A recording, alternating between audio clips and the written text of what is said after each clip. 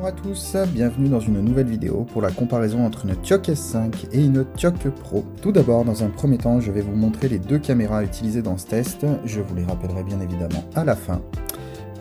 L'une des deux caméras, celle de gauche, est une TIOC en version S5 et la seconde, à droite, est une TIOC Pro.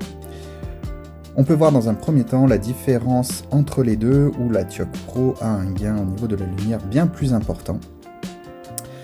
Pour ce test, je suis dans une maison avec des baies vitrées.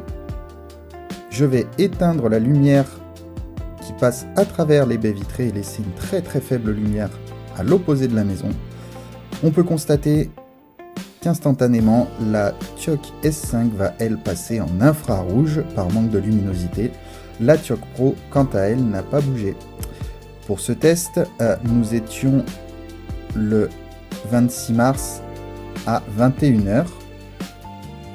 Les caméras au tout début du test n'étaient pas à l'heure et vous pourrez voir que je fais la mise à l'heure ensuite.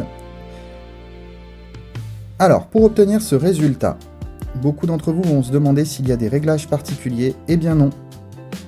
Vous pourrez le voir, j'ai laissé la TIOC Pro en réglage d'origine, c'est-à-dire que je l'ai branché, et je n'ai absolument rien touché. Nous pourrons voir une petite différence dans le mode illuminateur par rapport à la TIOC S5. Pour rappel, les TIOC S5 passent en infrarouge et en lumière blanche de manière automatique sur du mouvement. Les TIOC Pro, quant à elles, peuvent faire cette même fonction avec en plus la notion humain et véhicule motorisé.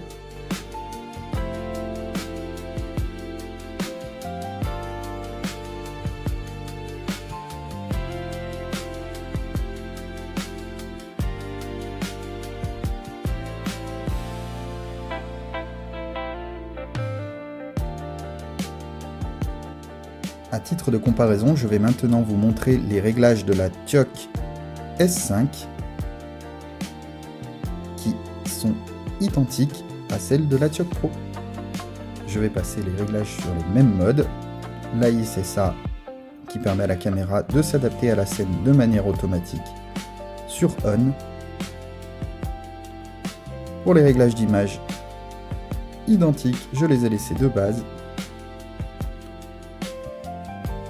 Le mode jour-nuit est également similaire. Nous voyons qu'ici la petite différence, le manque de la notion humain ou véhicule pour l'éclairage intelligent.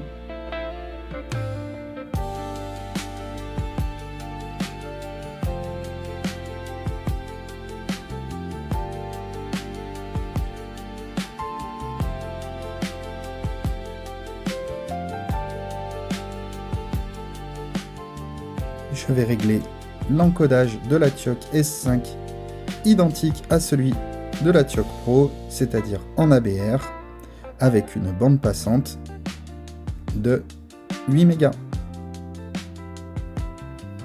Alors pour le test, cela n'était pas nécessaire, la bande passante de la TIOC Pro étant réglée sur 8 mégas de base car c'est une caméra en 4K, la TIOC S5 quant à elle est une caméra en 5 millions de pixels, la bande passante d'origine étant un petit peu inférieure.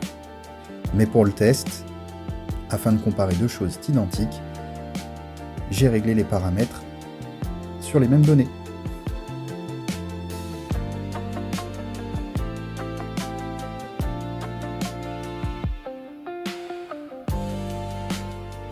Nous voici donc avec une mise à l'heure qui a été faite entre temps.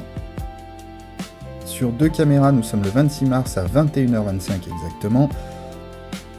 Vous pouvez voir à gauche une photo prise avec un iPhone 14 avec le mode flash des deux caméras. L'iPhone 14 voyant exactement la même chose. Vous pouvez voir ensuite en bas à droite une photo de l'iPhone 14 sans le mode flash.